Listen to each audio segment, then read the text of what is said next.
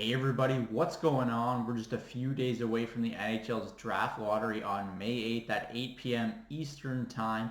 And I believe there's some other things that are worth discussing right now surrounding the Montreal Canadiens, including one topic that's been standing out in the news, and that's about Pierre-Luc Dubois.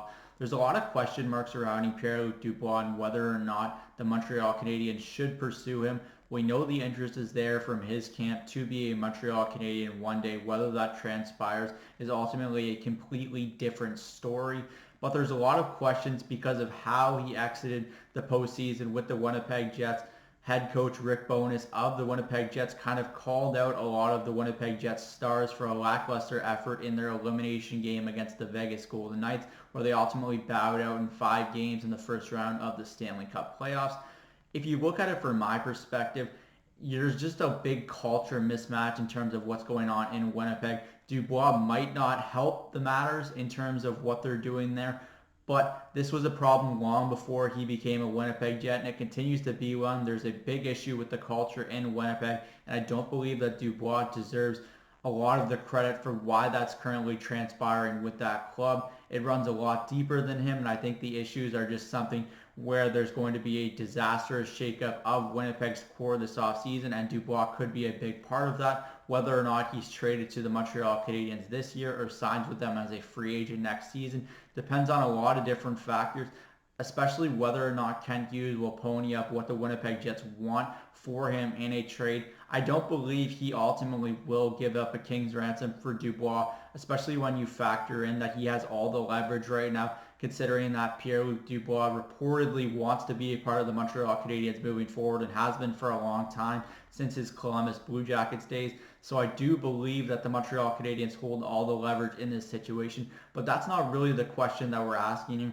We're asking whether or not it's a good idea for the Montreal Canadiens to give Pierre-Luc Dubois a long-term contract, to have him a part of this organization as their core moving forward. I think there's a lot of different ways you can look at this, and I think Marc-Antoine Gaudin did a really good job highlighting that in The Athletic, just kind of talking about the pros and cons of adding Dubois, whether or not it's worth it to do so. And I do believe at the end of the day it is worth it to do so, but I came to the same conclusion as he did in the article, and it's that there's a price that you have to be willing to pay, but you can only go so high in terms of what you're willing to give up for Dubois and also what you're willing to pay him on a long-term contract. Do I believe that he's worth more than Nick Suzuki on a long-term contract? I think that's up for debate, and a lot of different factors will ultimately go into that decision, including whether or not the salary cap continues to rise like it's reportedly supposed to do. That's going to factor in how that negotiation would play out, because at the end of the day, it's the percentage of the cap that matters for the player in terms of the money they're going to be making. And I do believe that with the salary cap going up, you could see Dubois make more than Suzuki on an annual basis.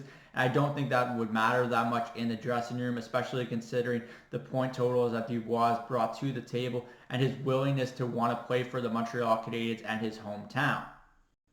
At the end of the day, it's going to be a very fascinating offseason for the Montreal Canadiens, and the speculation revolving around Pierre-Luc Dubois, especially leading into the NHL's entry draft, where the Montreal Canadiens are going to have 2 picks in the first round. Whether they use both of those selections is to be determined, but Dubois is going to be a big part of this offseason. The speculation certainly isn't going away now that the Winnipeg Jets are out of the postseason.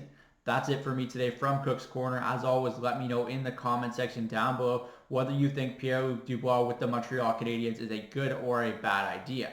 I'm Zach Cook. We'll see you later.